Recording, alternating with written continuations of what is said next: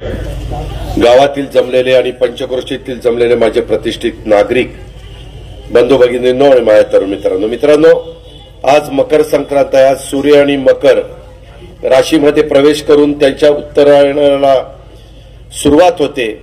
सूर्याचं हे उत्तरायण आपल्या सर्वांच्या जीवनामध्ये धन धान्य उत्तम आरोग्य आनंद समृद्धी घेऊन येवो अशा प्रकारच्या मी सुरुवातीलाच आपल्याला शुभेच्छा देतो। आज मकर संक्रांतीच्या निमित्तानं आपल्या ग्रामपंचायतीच्या क्षेत्रात या परिसरात विविध योजना उपक्रमांची सुरुवात होते। आज अनेक कामं ज्याचा उल्लेख सतपालने आपल्या भाषणामध्ये केला। खरं तर मधल्या काळामध्ये तुम्ही सगळ्यांनी अनेकदा माझ्यासारख्या कार्यकर्त्याला निवडून दिलं, सुप्रियाला खासदार म्हणून केलं, काहींना जिल्हा परिषद तालुका पंचायती सदस्य म्हणून निवडून दिलं, काहींना सहकारी संस्थांच्या मध्ये निवडून पाठवलं। आणि हे सगळं करत असताना आमचा आज दृष्टिकोन असतो की साहेबांनी जसं आपल्याला 67 सालापासून शिकवलेलं आहे की गावाचा सर्वांगीण विकास झाला पाहिजे, तालुक्याचा विकास झाला पाहिजे। मित्रांनो, 2.5 वर्ष उपमुख्यमंत्री म्हणून काम करत असताना मोठ्या प्रमाणावर राज्याला निधी देण्याचा प्रयत्न मी केला।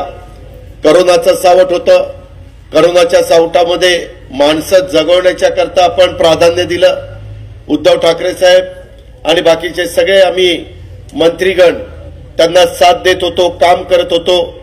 त्याच्यातून चांगल्या प्रकारे व्हेंटिलेटर देणं, अँब्युलन्स देणं, डॉक्टर्स देणं, नर्सेस देणं, पहिला डोस वॅक्सिनचा देणं, दुसरा डोस वॅक्सिनचा देणं, जे लोक घ्यायला तयार असतील त्यांना बूस्टर डोस देणं, अशा खूप काही गोष्टी करण्याचा आम्ही प्रयत्न केला। माणसं जगली पाहिजेत, माणसं वाचली पाहिजेत, माणसाचा जीव महत्वाचा आहे, अशा प्रकारे आमचा सगळ्यांचा प्रयत्न राहिला।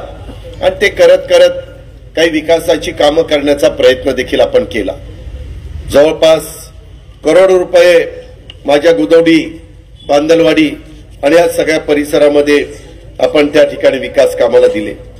त्याच्यातली काही कामं ही आज त्याची उद्घाटनं आम्ही तुमच्या सगळ्यांच्या साक्षीनं केलेली आहेत।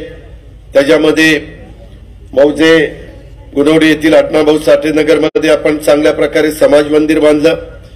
गावठाण येथे नवीन पाण्याची टाकी, विठ्ठलवाडी येथे नवीन पाण्याची टाकी, गिरिजानगरमध्ये नवीन पाण्याची टाकी, दत्त मंदिर येथे नवीन पाण्याची टाकी, 24 फाटा येथे नवीन पाण्याची टाकी, अशी पण कामं आपण केली। रस्त्यांची काही कामं आपण त्या ठिकाणी केली। मॅकडॉनल्ड गेट समोर निरा डाव्या कालव्यावर पूल बांधण्याच्या करता 1,91,00,000 रुपयाची आपण त्या ठिकाणी तरतूद केली। अशा पद्धतीनं कामं करत असताना 25-15तनं पण बऱ्याच कामाला मी निधी दिला।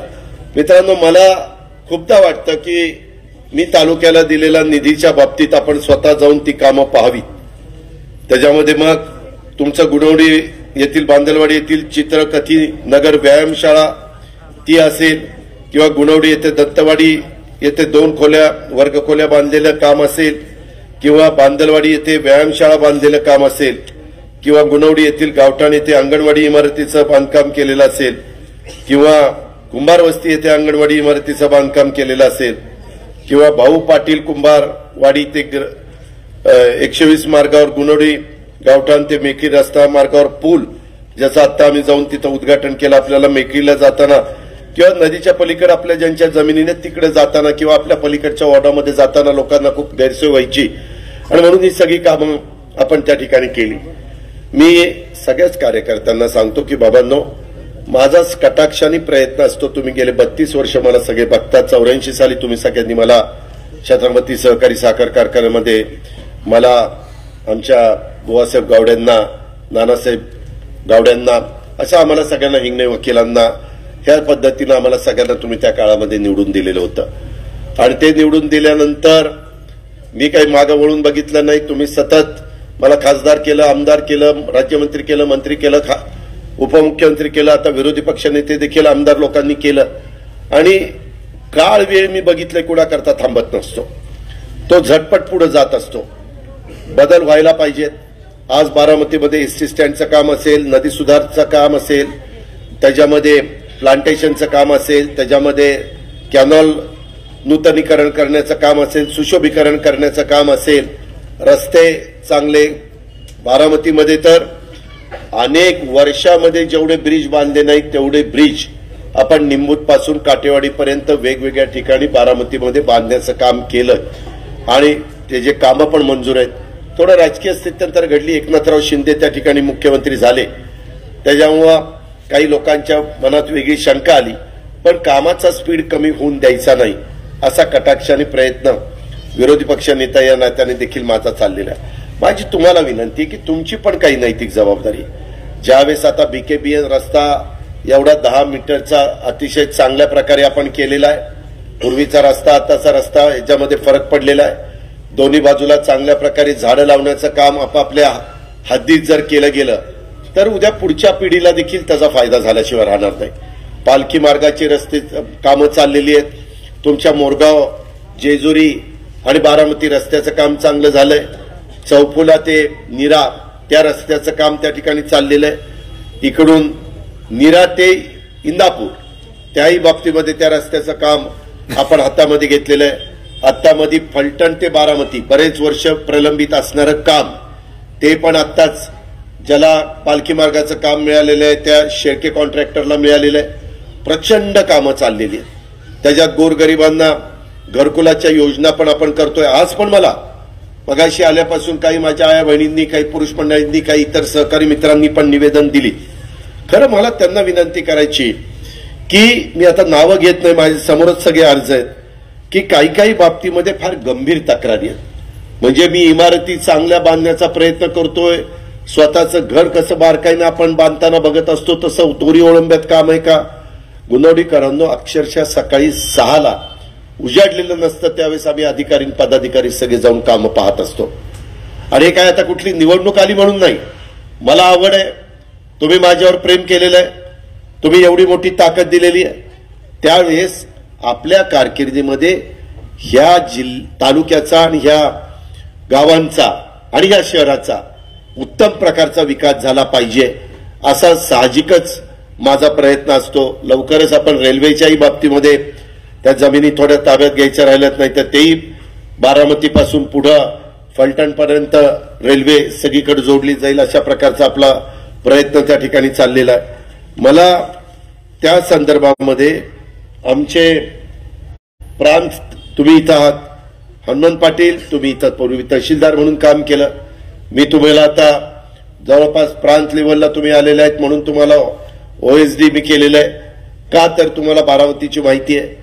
मला रोज बारामतीशी संपर्क ठेवता येत नाही, माझे कार्यकर्ते ठेवण्याचा प्रयत्न करतात, परंतु तिथं आणखीन अधिकाऱ्याची साथ असली तर बरं व्हावं. आता नवीन प्रशासकीय भवन प्रशस्त स्वरूपामध्ये आपण बांधलं, परंतु सदरच्या प्रशासकीय भवनाचा कारभार कोणी आपल्या कानावर घातला नाही असे होणार नाही. परंतु मी कामानिमित्त वारंवार तिथं जातो, त्यामध्ये मला समाधानाची बाब दिसून आलेली नाही असं एका जबाबदार सहकार्याचं मला सांगणं. ती सर्व सामान्य शेतकरी बांधव तसेच सर्व सामान्य लोक यांचे हाल बघवत नाही. हनुमंत पाटील, संभाजी होळकर, आमचे प्रांत, आमचे तहसीलदार, मी ह्याच्याकरता इमारती बांधलेल्या नाहीयेत. रेकॉर्ड रूम मध्ये जुने फेरफार, सर्वे नंबरचे उतारे, दाखले काढण्यासाठी मागेल त्या रकमेची वसुली केली जाते व कामाकरता 15 दिवस वाट बघावी लागते. सलोंशी मिळण्याकरता काही हजारांची मागणी, वेगवेगळ्या कामाकरता वेगळी मागणी होत असते. याचे दुःख होते आपल्या बारामती तालुक्यामध्ये घडतंय. सुविधा केंद्र येथे तर वलीलप्रमाणेच दृश्य पाहायला मिळतंय. तेथे सुद्धा पावती दिली जाते, त्याच्यावर रक्कम मांडलेली नसते. येथे सुद्धा शेकडो लोक रोज भेटी देतात, माणसे बघून पैशाची मागणी केली जाते. भूमी अभिलेख विभाग वरील प्रमाणे गर्दी दिसून येते, तेथे सुद्धा वसुली चालू आहे. मोठ्या नक्षत्राच्या झेरॉक्स नाही, मोठ्या नकाशाच्या झेरॉक्स काढण्याकरता ठराविक ठिकाणी झेरॉक्स काढा व झेरॉक्स नकाशा करता 300 रुपये घेतले जाते. बाकीची कामे करताना सुद्धा शेतकरी मेटाकुटीला दिसून येतो. या सर्वसामान्य शेतकऱ्याच्या समस्या आहेत आणि इतर खात्यातील अनुभव कथन केलेच कितीतरी सांगावे ते थोडेच दिसेल असे नाही. मी बारामतीला दर 8 दिवसाला येतो, सगळे अधिकारी तिथं उपस्थित ठेवतो. जर कुणी चुकीचं वागलं तर मी सभागृहात देखील कुणाचं तिथं ठेवत नाही. विधिमंडळाच्या सभागृहात कुणाचं चुकलं तर मी कुणाचा मुलाजा ठेवत नाही. तिथल्या तिथं मी तिथं माझी भूमिका मांडण्याचं काम करत असतो. हे जे काही मला कळवलेलं आहे ह्याच्यामध्ये कितपत तथ्य आहे, काय चाललंय, का तिथं बघितलं जात नाही.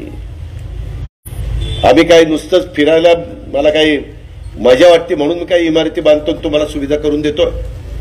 उत्तमातल्या उत्तम इमारती त्या ठिकाणी बांधल्या जातात. तुम्हालाही चांगलं ऑफिस पाहिजे, तुम्हालाही बसता आलं पाहिजे, तुम्हालाही सुविधा दिल्या पाहिजे. परंतु त्याच्यात आमच्या सर्वसामान्य नागरिकाचे प्रश्न सोडवण्याच्या करता जर कुणी अधिकारी चावटपणा करत असेल तर मी त्याची गय करणार नाही. जी वेगवेगळे नियमाच्या आयुधाचा वापर करून त्या संदर्भामध्ये कारवाई करण्याच्या करता मी पाठपुरावा करीन. ही गोष्ट अजिबात होता कामा नये. ही गोष्ट गंभीरतेने त्या ठिकाणी घेतली गेली पाहिजे. मी तर आता तिथं सीसीटीव्ही कॅमेरेच लावतो म्हणजे मग त्याच्यात पण कळेल कोण काय करते, कोण काय करते.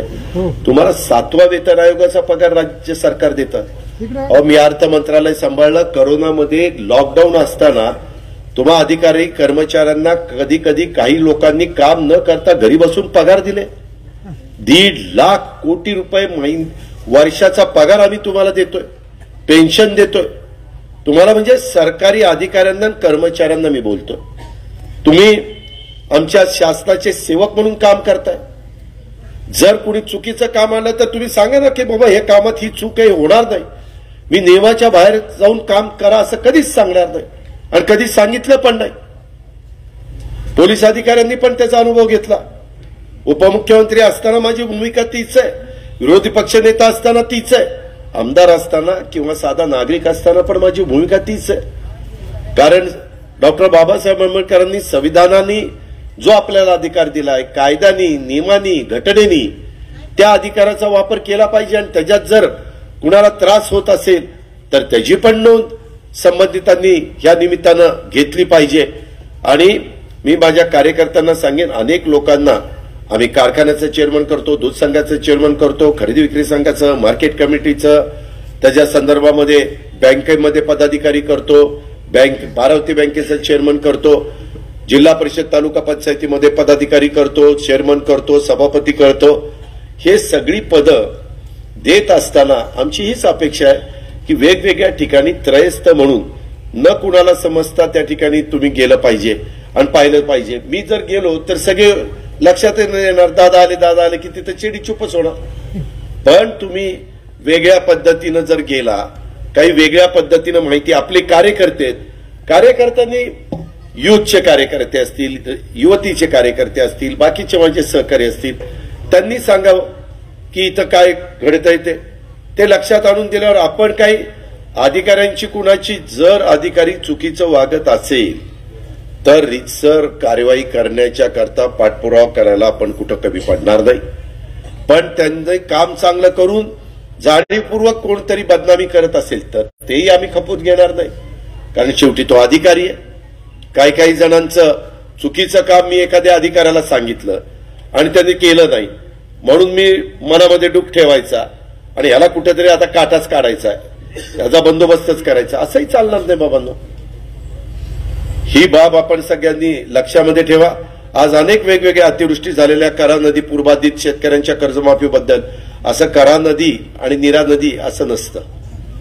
तुमच्या माझ्या राज्यामध्ये 400 पेक्षा जास्त नद्या त्या ठिकाणी आहेत आणि या सगळ्या नद्या जर आपण पाहिल्या तर सरकारला निर्णय घेताना राज्य म्हणून निर्णय घ्यावा लागतो. आम्ही मधी पीक कर्ज माफी केली, राज्य म्हणून केली. वेळेत परतफेड करण्याच्या करता 50,000 रुपये दिले. मध्ये 2 वर्ष करोना होता, देता आलं नाही. आता मध्ये सुरू झालं, त्याच्यात तरतूद कमी होती, आता पुरवणी मागण्यामध्ये ती मंजूर केली. राहिलेल्यांना पण त्या ठिकाणी मिळतील. वेळेत परतफेड केलेली जाईल त्यांनाच मिळतील, दुसऱ्यांना मिळणार नाही. आणि 2 लाखाचाही राहिलेलं आहे, परंतु ते 3ऱ्या टप्प्यामध्ये. कधी कधी राज्यकर्ते म्हणून एखादा निर्णय घेतला जातो, परंतु दुर्दैवाने नैसर्गिक संकट आलं तर पहिल्यांदा ह्या सगळा पगार आणि जो नेहमीचा खर्च असतो त्याला प्राधान्य आम्हाला द्यावं लागतं आणि मग इतर विकास कामाकडे वळावं लागतं. ह्याची पण नोंद आपण सर्व सहकारी मित्रांनी घेतली पाहिजे. केलेली कामं ही चांगल्या पद्धतीनं लोकांना उपयोगी पडतील अशाही प्रकारचा आपला सगळ्यांचा प्रयत्न या निमित्तानं असला पाहिजे. काही काही बाबतीमध्ये मला चीफ ऑफिसर आले का सीओ, हे तुम्ही स्वतः सीओ कडे आणि सीओला म्हणा मी 19 तारखेला बारामतीला येतो त्यावेळेस मला रिपोर्टिंग करा. तर आणि हे पण तुमच्याकडे ठेवा, ह्याच्यात पण मला हे झालं पाहिजे. दुसरं, गुणोडी गावातील ग्रामस्थ नागरिकांचा सप्रेम नमस्कार एक नागरिक म्हणून त्यांनी दिले.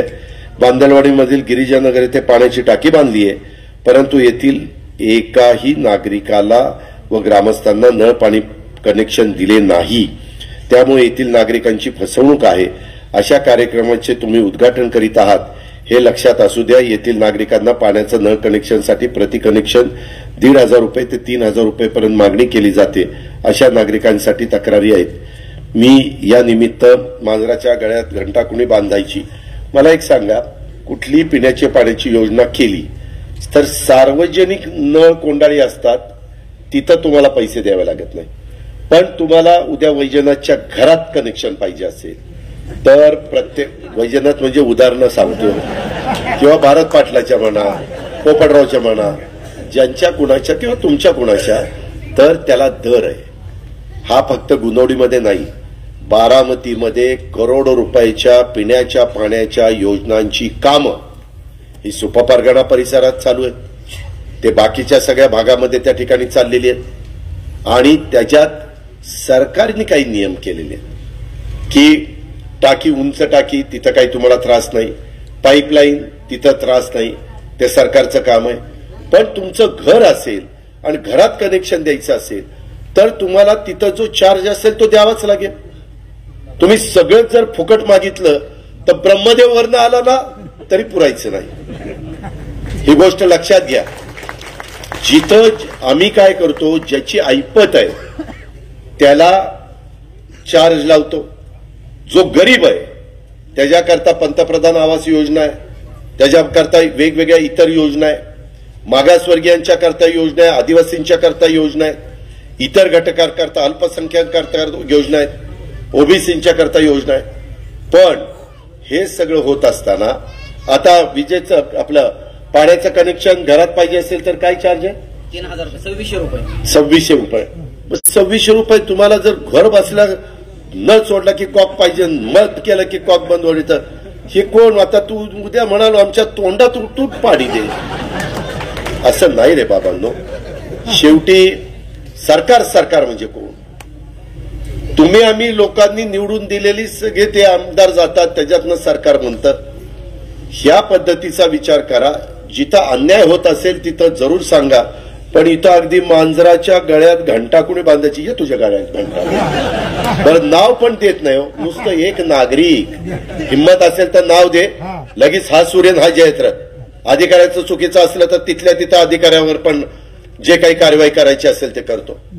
पण हे काय झालं, निवडणुकीपुरतं राहू देत. जो आजच नको संपायला दिला त्याच्या संदर्भामध्ये माझी तुम्हाला हीच विनंती आहे की आम्ही पण सतत काम करत असतो. आम्हालाही वाटतं की आपण काम करतो. पवार साहेब वय वर्ष आता 82 पूर्ण झाले. 83 नाही 82 पूर्ण 83 मध्ये पोपटराव पदार्पण केलंय. 83 डिसेंबरला 83 पूर्ण. तर ह्या प्रकारे तुम्ही पहा, बाकीचे कुणी काही येतं कुणी काही सांगतं, ठीक आहे, तो लोकशाही आहे, लोकशाहीचा अधिकार आहे. आता कृषी प्रदर्शन 5 दिवसाच्या करता आपण 5-6 दिवसाच्या करता कृषी विज्ञान केंद्रावर घेतो. लोकांना शेतीच्या संदर्भातली माहिती, पोल्ट्रीच्या संदर्भातली माहिती, डेअरीच्या संदर्भातली माहिती, फळबागांच्या संदर्भातली माहिती, त्या अशा अनेक गोष्टी सातत्याने आपलं काम बंद नाही, सतत आपण ते काम करत असतो. वेगवेगळी तुम्ही पहा, पूर्वीच्या काळामध्ये आपल्यातल्या मुलांना मुलींना कुठेतरी बाहेर पाठवावं लागायचं शिक्षणाकरता. आता सगळी शिक्षणाची दालनं इथे. आता आयुर्वेदिक कॉलेजचं काम देखील आता टेंडर निघालंय बघा. थोड्या दिवसामध्ये ते पण हॉस्पिटल आयुर्वेदिक कॉलेज कसं चांगल्या प्रकारचं होतं. पण असं समजू नका आयुर्वेदिक कॉलेज आलं, मेडिकल कॉलेज आलं, इतर काही आलं शेवटी ह्याच्यात पण मेरिट लागतं. तुमच्या मुलांना मुलींना चांगला दर्जेदार अभ्यास करायला तुम्ही सांगितलं पाहिजे.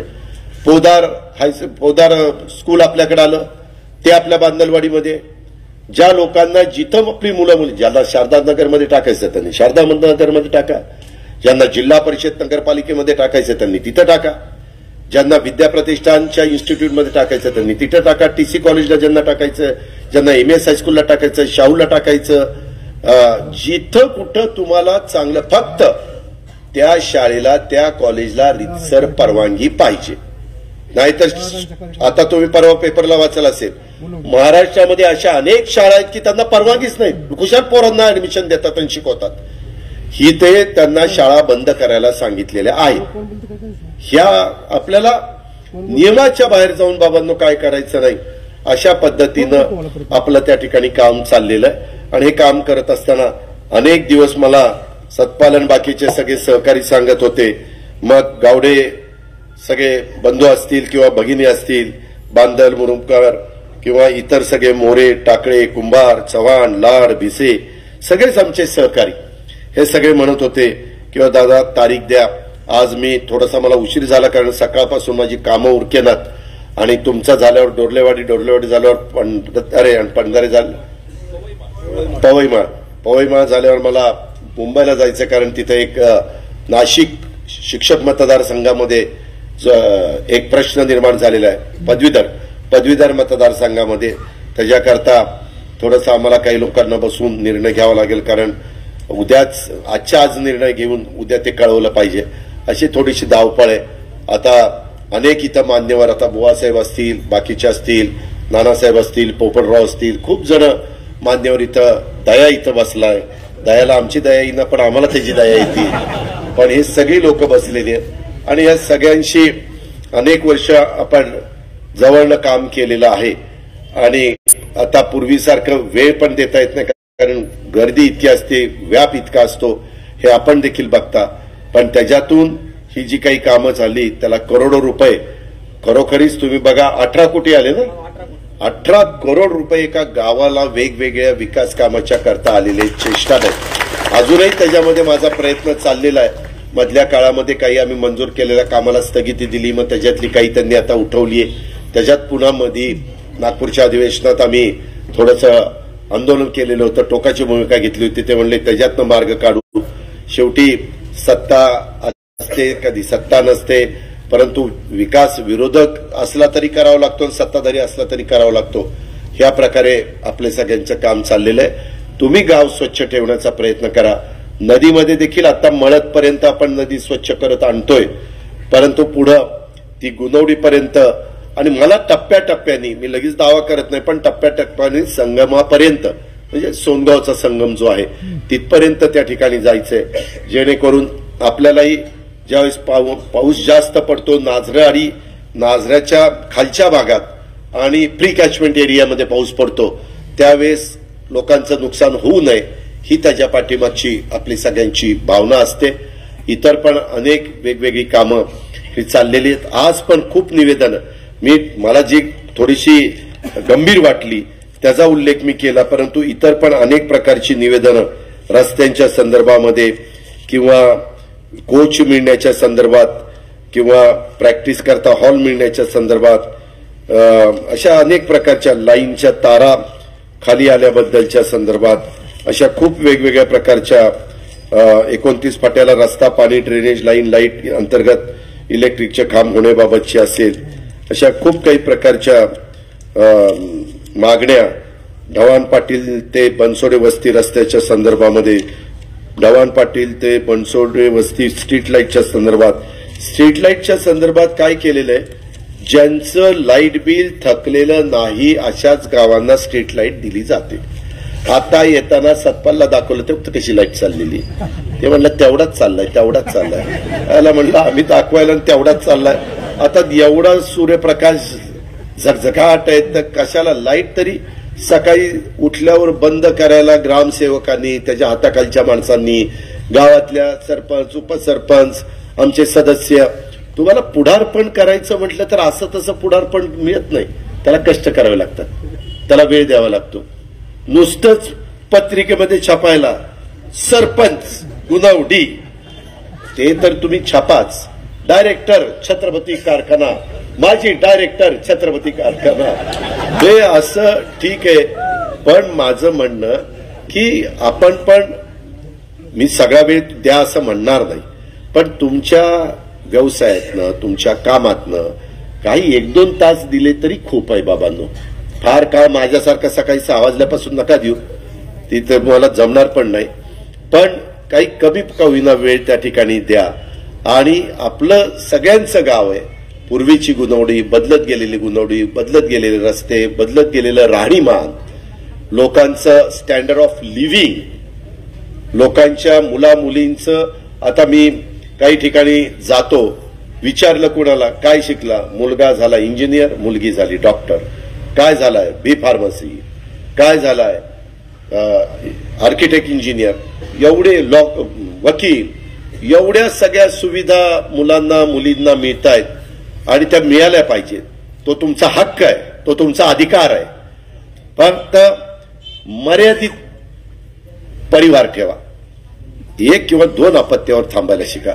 आज सकाळी मराठीत मी ऋतुराज काळेने कार्यक्रम घेतला. तिथं काही स्वेटर वाटायचे होते, पांघरुण नाही, साड्या वाटायच्या होत्या, शिलाई मशीन वाटायचे होते, का 1-2 सायकली द्यायच्या होत्या. आणि मी आपलं मराठीत नेहमीसारखं 1 किंवा 2 अपत्यावर थांबा. पवारसाहेब 1 अपत्यावर थांबले. सुप्रिया देखील जे काही नाव काढते ते साहेबाचंच निघतं, दुसऱ्या कुणाचं निघत नाही, वगैरे वगैरे वगैरे. आणि एका मुलीला सायकल का काहीतरी देत होतो, सायकलच. तर म्हणलं किती किती भाऊ भावंडे? दादा आम्ही सगळ्या 5 बहिणी. काय बोलायचं काय ह्या कानाचं? आता तिला बोलून काय उपयोग आहे? ते बिचारा तिच्या आई वडिलांना, आणि आई वडिलांना सांगायला गेलं, दादा आमचं काय परमेश्वराची ती परमेश्वर तर म्हणत होतं देवा माझं कशा. आता ती कुणाला म्हणणार देवा? ती म्हणणार अरे बाबा माणसा माझं कशाला नाव घेतो, तू चमत्कार करतो आणि आमची नावं घेतो, असं काहीतरी बोलतील. पर अलीकडे बघा महापुरुषांच्या बद्दल वाचा वीर बोलायला लागलेत, अपमान करायला लागलेत, बेताल वक्तव्य करायला लागलेत. अक्षरशः आपण काय बोलतो बाबासाहेब आंबेडकरांना, आमच्या शाहू महाराजांना, आमच्या त्याच्या संदर्भात भाऊराव पाटलांना, ह्या सगळ्या आपल्या लोकांना भीक मागून यांनी शाळा बांधल्या. काय बोलता तुम्ही? कसं हे काय तुम्हाला पटतं का? भीक मागून शाळा बांधल्या ही तुमची बोलण्याची पद्धत? ह्या सगळे जे काही प्रकार चालले त्यांना मस्ती आली, मस्ती, सत्तेची मस्ती आलेली आहे. बरं माणूस एकदा चुकलं मी समजू शकतो, पण सतत सतत सतत सतत चुकतायत. आज चुकतोय, पुन्हा 10 दिवसांनी चुकतोय, पुन्हा 15 दिवसांनी चुकतोय. ही राज्यपाल चुकला की मंत्री चुकतोय, मंत्री चुकला की दुसरा मंत्री चुकतोय, तिसरा मंत्री चुकतोय, की तेवढं नाही राहिलं की पुन्हा आमदार चुकतोय, खासदार चुकतोय. अरे असं कसं?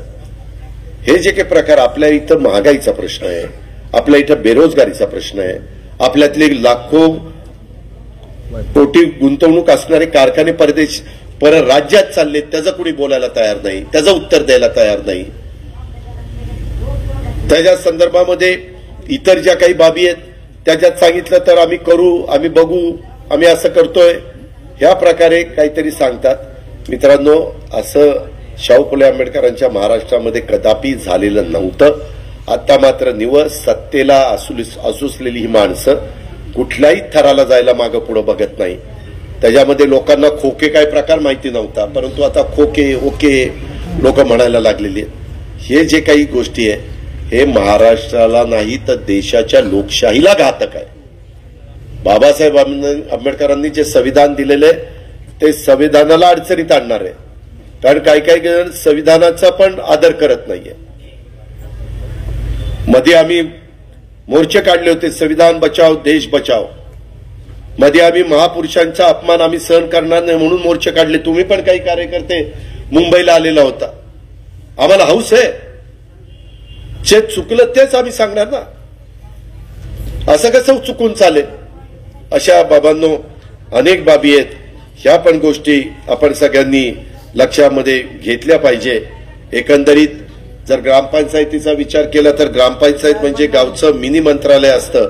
आणि राज्यात मंत्रालय विधानमंडळातलं जे स्थान असतं तेच खरं गावात ग्राम सचिवालयाचं असतं, तालुक्यात पंचायत समितीचं असतं आणि जिल्ह्यामध्ये जिल्हा परिषदेचं असतं.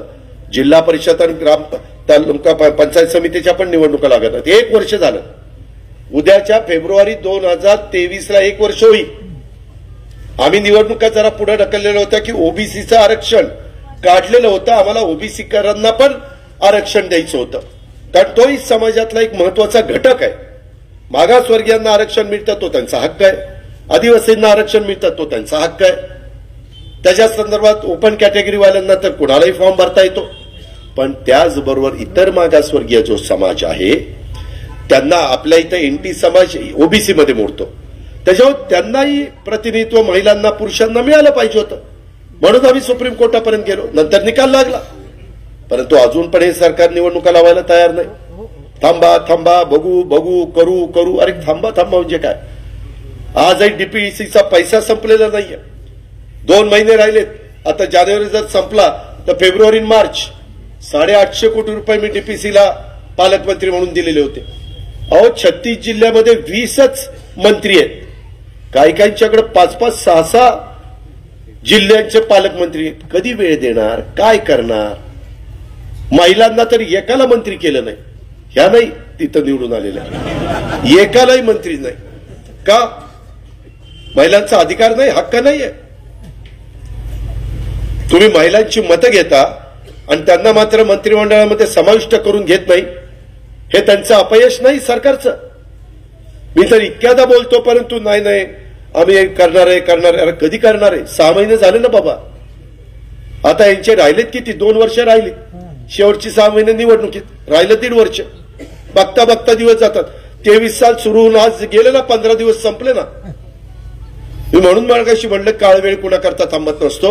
आणि त्याच्यामुळं आज ज्या काही माझ्या एकंदरीत इथं चर्चा झालेले निवेदन आहेत, इतर खूप गोष्टी बोलण्यासारख्या आहेत, परंतु तुम्ही सगळ्यांनी मिळून एका जीवाने काम करा.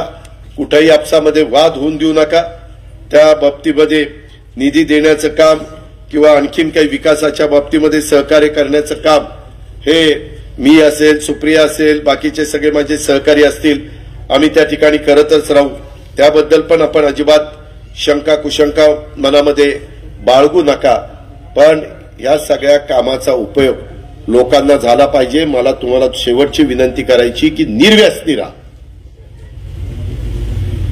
साधू संतांनी जो विचार सांगितलेला आहे त्या विचारानेच पुढे जा. दारूनी कुणाचं भलं झालं नाही, वाटोळं झालंय. एकाने उठून सांगावं दादा तुम्ही खोटं बोलताय, यानं दारू पिऊन ह्याचं लय भलं झालंय, मी माझी माघार घेईन. मी बघतोय गेले कित्येक वर्ष की दारूनी अक्षरशः फॅमिली उद्ध्वस्त झाल्या, घरच्या घर उद्ध्वस्त झाली, जमीन दोस्त झाली. ही उदाहरणं आपल्या आजूबाजूला अनेक ठिकाणी आहेत. त्याच्यामुळे पहिल्या धारेची नको, दुसऱ्या धारेची नको. दारू प्रकारच नको. गरीबाला पण त्रास होतो, घरातल्या आया बहिणीला पण त्रास होतो, शरीर पण त्याच्यातनं पार खंगून जातं. माणूस काय म्हणजे कधी माणूस जाईल सांगता येत नाही. आणि सगळ्याच नुकसान, मुलाबाळांचं पण नुकसान होतं. लोकांचा तुमच्याकडे बघण्याचा दृष्टिकोन पण खराब होतो. या सगळ्याचा बाबांनो विचार करा.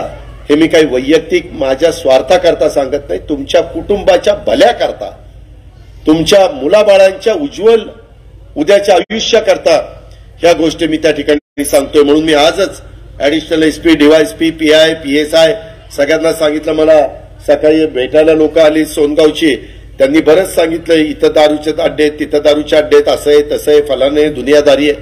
चुकीचं वागणाऱ्यांना अजिबात माफ करू नका. तो कुणीही असो त्याचा त्या ठिकाणी विचार करू नका. त्याला शासन झालंच पाहिजे. हे देखील या सभेच्या निमित्तानं मी पोलीस खात्याला आवर्जून त्या ठिकाणी सांगू इच्छितो. आणि इतर पण अशाच प्रकारची कामं आपण करत राहू. गावामध्ये देखील बकालपणा येऊन देऊ नका. इथून पुढं हे रस्ते जे तुमच्याकडनं गेले त्याच्या दोन्ही बाजूला झाडं लावण्याचा प्रयत्न करा. तुम्ही मला सांगा, पूर्वीच्या काळामध्ये भिगवण रोडला जात असताना किती झाडं होती, आताच्या काळात किती झाडं आहेत? मी विद्या प्रतिष्ठान ज्यावेळेस 90-92ला भूमिपूजन केलं होतं. एक बाबळीचं झाड आणि छोटा पर्क्युलेशन टँक होता. आता किती झाडं लागली. जिथं आम्ही हागणदारी होती शारदानगरला, हागणदारी पदमसिंह पाटलांच्याकडनं मी इरिगेशनची जागा ज्यावेळेस आप्पासू काकांनी मला सांगितलं ते मंजूर करून घेतली, मदन बापनाने ती ट्रान्सफर करून गेली. आता त्या परिसरामध्ये किती मुलं मुली विशेषतः दर्जेदार शिक्षण घेत आहेत. महाराष्ट्रातनं मुली येत आहेत. आपल्या अॅग्रिकल्चर कॉलेजला देशातनं मुलं मुली येत आहेत आणि नेदरलँडला शिकायला जात आहेत. मित्रांनो, हे दुसरं कोणी करू शकत नाही. ही किती पुढारी आले ना बाहेरचे, नुसतं काहीतरी बोलायला, तेवढ्या पुरतं बोलतील, निघून जातील. त्यांना काही तुमच्या माझ्या बारामतीशी घेणं देणं नाहीये. शेवटी जे काही बरं वाईट होणार आहे ते आपलं आपल्याच बारामतीमध्ये होणार आहे आणि त्याच्यामुळं आपण एकमेकाला आधार दिला पाहिजे. एक परिवार म्हणून आपण एकमेकाला साथ दिली पाहिजे. माझी तर तुम्हाला विनंती आहे की मी एवढं काम करत असताना जर कुठं चुका होत असतील, जसं हे मगाशी सांगितलं की प्रशासकीय इमारतीमध्ये हे घडतंय, ते जर माझ्या काही पाठीला डोळे नाहीये. मला उद्या नितीननी सांगितलं मी समजू शकतो, मला उद्या आणखीन कुणी सांगितलं, पोपटराव तुम्ही सांगितलं मी समजू शकतो. पण तुम्ही जर सांगितलंच नाही तर मी काही मनकावडा आहे? माझ्या समोर तर सगळी सुतासारखी उभी राहतात. पण मला की दादा ही तुमच्या इथं एक म्हणजे दाखवतोय आणि तुम्ही गेल्यावर सरड्यासारखा रंग बदलतोय ना, असा का वागतोय की विचारता सोय नाही. सांगा ना, आपण काय त्याचा बांध रेटलाय? असली माणसं कशाला आपल्याकडे पाहिजे? त्यांना चार गोष्टी समजून सांगू, समजून नाही ऐकलं तर पुढची कार्यवाही करू ना, ते आपल्या हातात आहे. त्याबद्दल आपण काळजी करू नका. पण तुम्ही या गोष्टी, आणि मी दर आठवड्याला तिथं असतो, त्यावेळेस येऊन तुम्हाला नाही जमलं तरी बंद पाकिट करून द्या माझ्या हातात, मला चालतंय. सार्वजनिक काम ते महत्वाचं असेल तर मी त्याची नोंद घेणार म्हणजे घेणार. त्याच्यावर असंही वाटायला नको आता अजित इतक्या दिवसांनी गुंतवणुकीत आला, आता दिलाय अर्ज वगैरे. शेवटी मला पण ही कामं करताना प्रचंड पाठपुरावा करावा लागतो. काही कामं तहसीलदारकडे असतात, काही प्रांताकडे असतात, काही ऍडिशनल कलेक्टरकडे असतात, काही कलेक्टरकडे असतात, काही सचिवाकडे असतात, काही अपर मुख्य सचिवाकडे असतात, काही प्रधान सचिवाकडे असतात, काही राज्यमंत्र्याकडे, मंत्र्याकडे, उपमुख्यमंत्र्याकडे, मुख्यमंत्र्याकडे, सगळ्यांकडे कामं असतात. शेवटी ते प्रक्रिया आहे आणि लोकशाहीमध्ये ती प्रक्रिया आहे. आणि म्हणून या सगळ्याचा विचार आपण करा. मी या बाकीच्या पण निवेदनामध्ये जी जी काही गोष्टी मार्गी लावण्याची गरज असेल ते करण्याचा मी निश्चितपणे प्रयत्न करीन आणि त्याच्यातनं तुम्हाला कशी मदत होईल ह्याबद्दलचा गिरेप चौक पीडीसीसी बँकेसमोर डिवायडर मधून रस्ता ठेवण्याबाबत. गिरेप चौक कुठलं?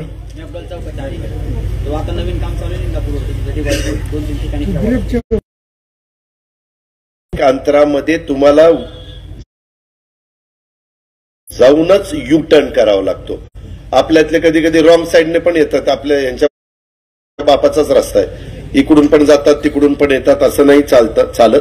मी त्याच्यामध्ये पोलीस खात्याच्या वाहतुकीची जो यंत्रणा आहे, ट्रॅफिक पोलीस, त्यांच्याशी बोलून तुम्ही जी काही मागणी करताय ती योग्य असेल. पीडीसीसी बँकेत एटीएम समोर डिवायडर मधून रस्ता ठेवावा अशी तेथील नागरिकांची. आपल्या सुरक्षितेच्या दृष्टीनं जे योग्य असेल मी ते त्या ठिकाणी करीन. मी आधीच तुम्हाला सांगतो, कारण आपण शिस्त ज्यावेळेस लावतो त्यावेळेस आपल्याला पण काही बंधनं पाळावी लागतात. आपल्याला पण वन वे असेल तर वन वेनेच जावं लागतं.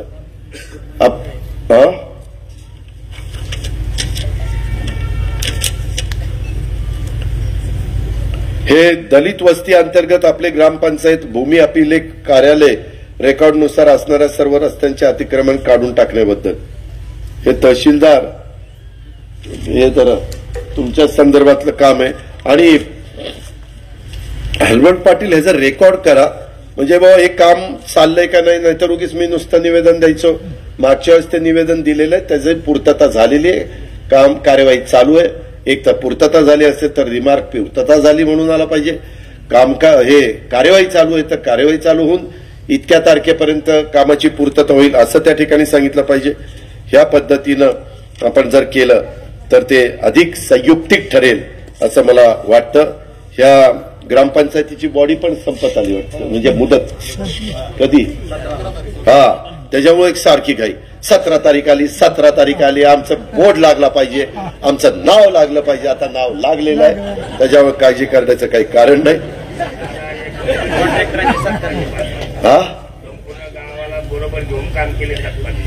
तेच ना, मग चांगलं काम केलं म्हणून तर आलो होती.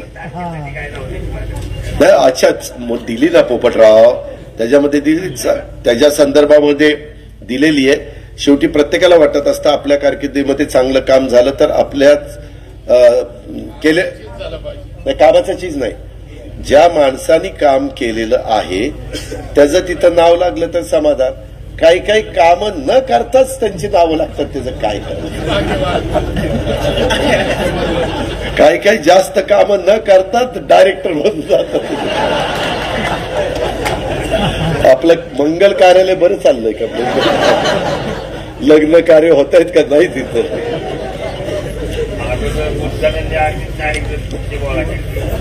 म्हणून त्याला वैजनाथ म्हणतात. मित्रांनो, गमतीचा भाग जाऊ द्या, परंतु आज या निमित्तानं संक्रांतीच्या शुभमुहूर्तावर तुमच्या सगळ्यांनी बोलता आलं. आपल्या हे सगळी कामं करत असताना नदीवरचा पूल थोपटे कन्स्ट्रक्शन थोपटेवाडी यांनी चांगलं काम केलं म्हणून त्यांचा तुमच्या सगळ्यांच्या उपस्थितीत मी आता सत्कार करतो. योगेश शिंगणे नळ पाणी पुरवठा योजनेच्या बद्दलचं काम त्यांनी केलं. SP decisions developer McDonald gate समोर निराडाव्या कालव्याचा पूल, तो पूल झाला का नाही, त्याचं अजून काम मी सांगितलं असं सरळ यायचं. मी सांगितलं त्यांना, परवा कोणतरी आम्ही बसलो होतो. दादासाहेब आव्हाड राष्ट्रीय खेळाडू, त्याचं मनापासून कौतुक अभिनंदन. संदीप दायगुडे टाकी बांधण्यासाठी जागा दिली. आता का ही जागा देण्याचा पण दानशूरपणा संदीप दायगुडेंनी दाखवला. मनाचा दिलदारपणा, मोठेपणा. नाहीतर भावाभावाच्या भांडणं बांधावर न होतात. एकाच आई बापाची दोघं भाऊ असतात, पण काय भांडतात न सांगितलेलं बरं. मी संदीप दायगुडेंचं पण कौतुक करतो, अभिनंदन करतो. कपिल बोरावक यांनी विहिरीच्यासाठी जागा किती दिली त्याबद्दल कपिल बोरावक यांना पण धन्यवाद देतो. असंच वडिलांच्या पावलावर पाऊल ठेवून ते काम करतायत, त्याचा आम्हाला अभिमान आहे आणि त्याच्यामुळं मी त्यांचंही मी कौतुक करतो आणि त्यांचाही आता तुमच्या सगळ्यांच्या साक्षीनं या ठिकाणी सत्कार करतो. तर या आता थोपटे कन्स्ट्रक्शन हिंगणे व्यायामशाळे बांधली, वाडेकरांनी एक व्यायाम चांगली बांधली का, छत्रपती नगरमध्ये. मग त्यांचाही करू. चांगलं बांधलं असलं तर करायला हरकत नाही. धन्यवाद. जय हिंद, जय महाराष्ट्र. नवनवीन आणि ताज्या घडामोडींसाठी महाराष्ट्र जनभूमी न्यूजला सबस्क्राईब करा. त्याचबरोबर बेल आयकॉनवर क्लिक करा आणि मिळवा आमच्या बातम्यांचे नोटिफिकेशन.